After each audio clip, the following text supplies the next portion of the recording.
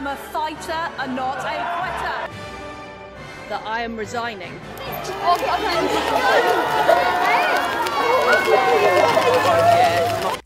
Okay, turn the damn music off. Oh, jeez. Well, here it is. My experience in London, the final result. Enjoy.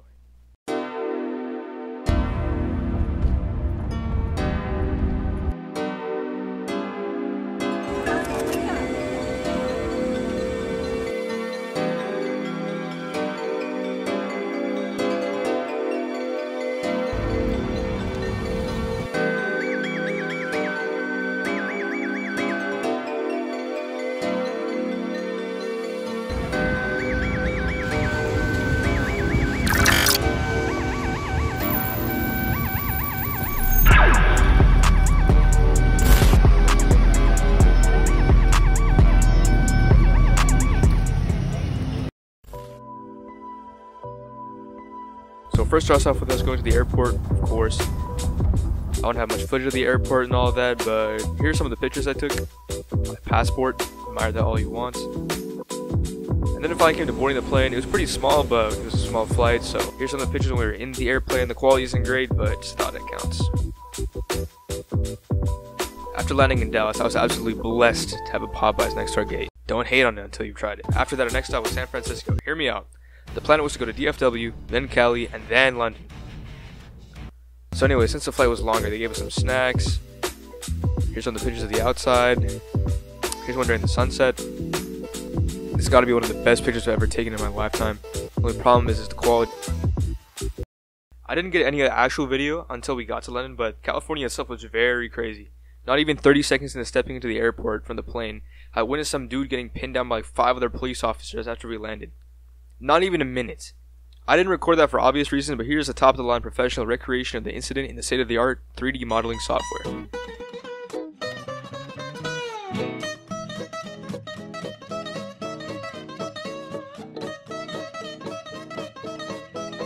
What the hell is this? Got a whole mall over there, bro. Our plane to London from San Francisco was kind of big. I was kind of surprised. And of course, with the big plane, you'll have a lot of people.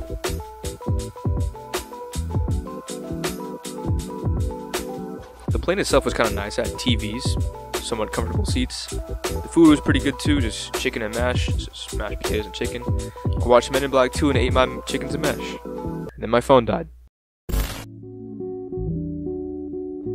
We finally got our luggage and went back to the hotel. And the hotel itself was... This was our hotel. What the hell is this? That is not funny. That is not funny. Here's a much more detailed and professionally recorded footage of the hotel room. It's pretty small, as you can see. Not much room at all. I hit my head on one of the stair things many times, so this made keeping our suitcases a nuisance. What is cool is that there's a second floor. I've never seen a hotel with a second floor, but it's pretty nice. Again, small, but I guess that cancels it out. I don't know.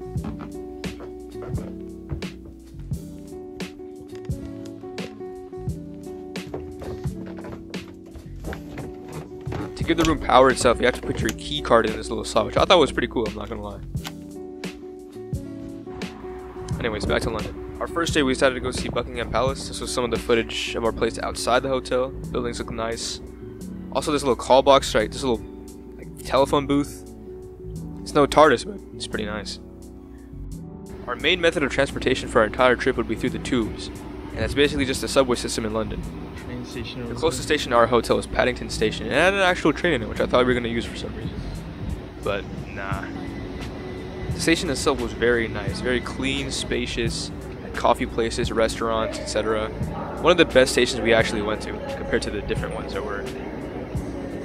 And it was the closest one to where we live, so that's an added benefit. We were so close, in fact, that we actually walked this station instead of taking an Uber.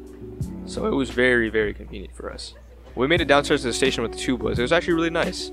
More stores, places to get our tickets from. And after getting our tickets, it was time to go to Buckingham Palace. Our first a real obstacle in London was trying to figure out how the tubes worked and everything. But by the time we left, we were seasoned experts when it came to it. This was a new experience in and of itself because I don't live anywhere near New York or anywhere that actually has a subway system. So going through a subway system for the first time and trying to navigate that was a fun experience, I'd say. Much easier on the wall than using an Uber, which we eventually had to do. But after a painful hour or so trying to navigate the tubes, we made it to where we needed to go. I forgot the station, but the palace was just a walk away from here, so that's really all that matters. On the way to see the palace, we got distracted by this cool Harry Potter store. The inside was very nice. So I ended up buying this Ravenclaw sweater. And here's the moment you've all been waiting for. As you can see here, we made it to Buckingham Palace. Obviously, people also had the same idea as us to go visit the palace, so naturally it was very crowded. It did look very cool, and I was able to get a lot of nice pictures from the palace. There wasn't much else to see, so we made our way to Brick Lane Market. On the way there, we saw this cool clock, got some coffee. Brick Lane Market had some really cool stores. When we saw it there, we saw some pretty cool stuff. Some interesting things. Had some refreshments and carried on. Also saw a mosque, a Bengali restaurant, other cool places. The rest of the day was unrecorded. I completely forgot what I did, so on to day 2.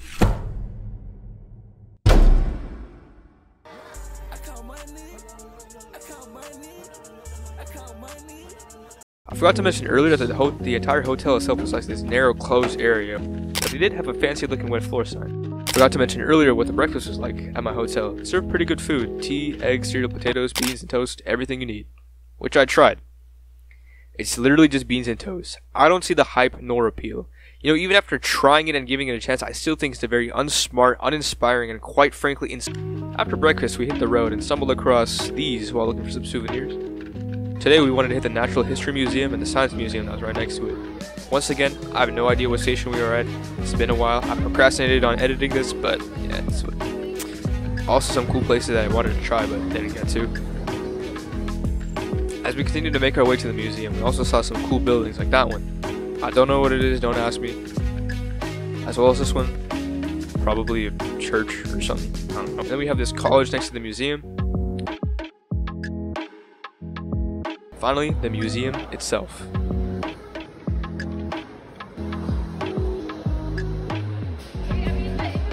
They had dinosaur bones, some visually appalling things that are actually interesting, and a lot of beautiful things I've never seen before. Here's some birds from the exhibit. Very interesting part.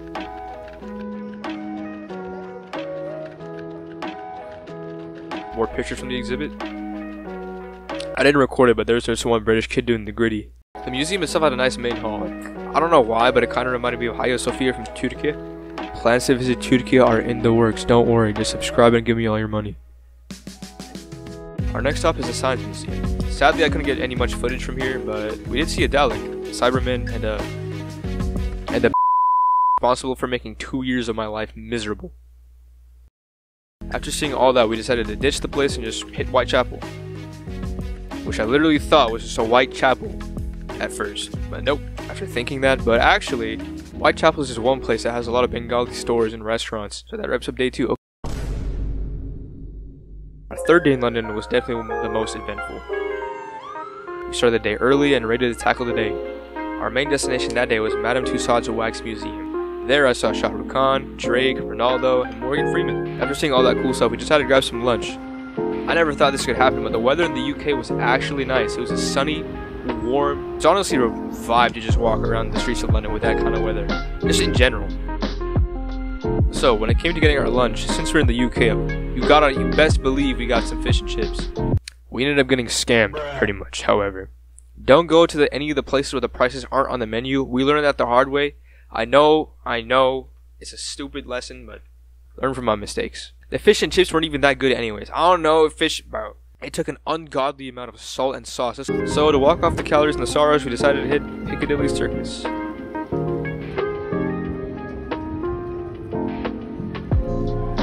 There's a lot of people, a lot of cool sights,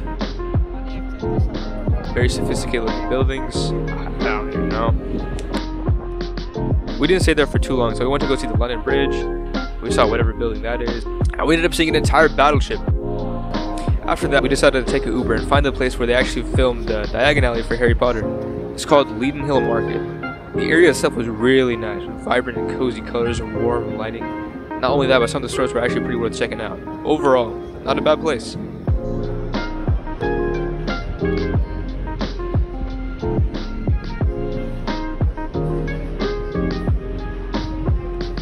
And pretty close to that market was another area filled with shopping centers and whatnot.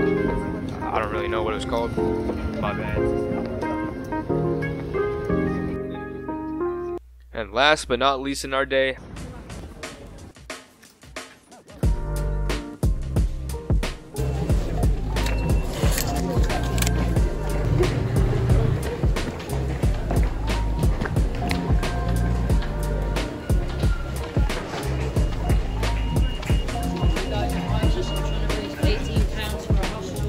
we're back in Whitechapel. Is that even a question? Here we have some fine jewelry, which looking back, I should have bought something. What I loved most about this area is that it wasn't that like high-tech, hi-fi, very like popular. It was just kind of like a nice, humble bazaar, which I loved about it. We stopped at this one place to get some cha and some samosas, just to fill our stomachs and re-energize.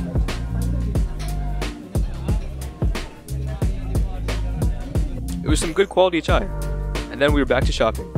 We found a store with a lot of oud oils and ended up buying this one, and also got an outfit for Eid. After finishing all that up, it was time to eat. So walking down the streets of London, we ended up deciding at a Lebanese restaurant. And oh my goodness, the food was so great, the atmosphere, the music. One of the best eating experiences I've ever been to be honest. And it wasn't even such a big restaurant, it was just a nice, humble experience. Overall, it was the most fun day that I had in London.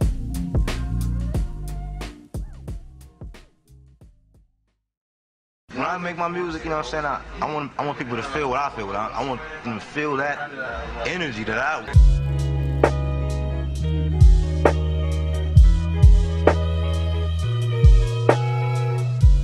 So as I mentioned before, we eventually had to resort to using Uber because of the tube workers striking or whatever.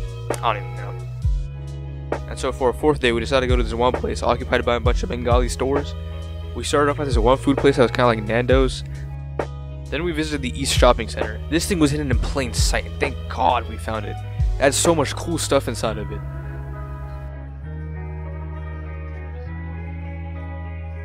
Even got a whole store of luxury looking hookahs. A very unique fragrance booth with fragrances I haven't even seen at Dillard's. God, what a terrible day to be broke. I visited this other store that was nearby, and it became one of my favorites. Had a variety of Arab/Islamic art, Islamic decoration and clothing, as well as more oud oil which I wanted to buy. I wish I wasn't broke. Please go fund me. If any of you watching right now could start a GoFundMe, that'd be great. Next on our list for today was the Churchill War Rooms, which is right next to where the Parliament meets actually.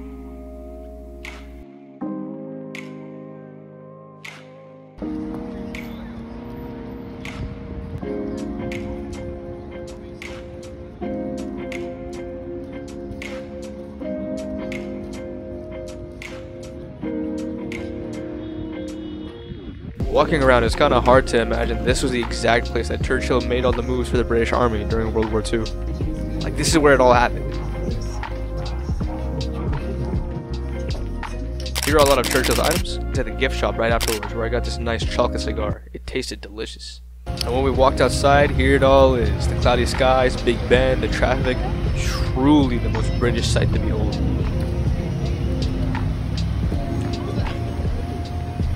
After all of that, we decided to get some food and end the day there. Enjoy these shots.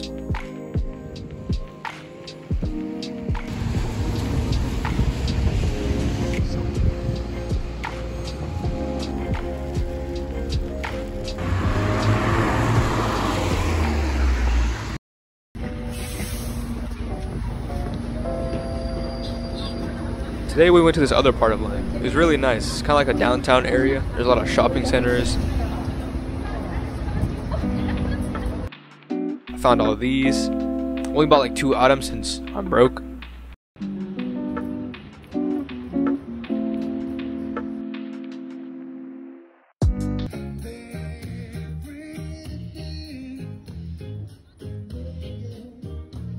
What I'm about to show you will challenge your worldview entirely.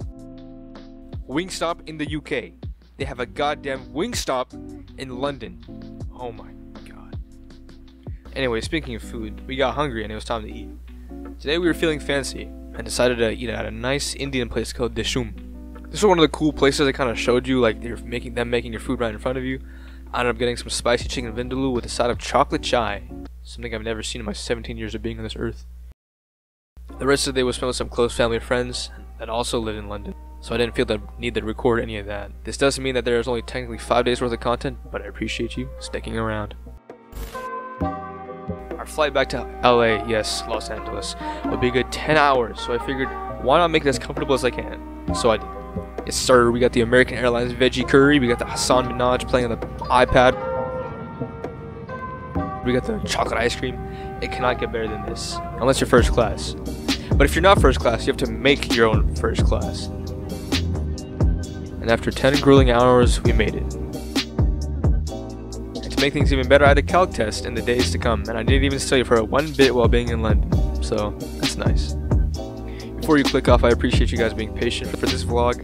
I overhyped the hell out of it, and this is the final product, and it's late. My bad.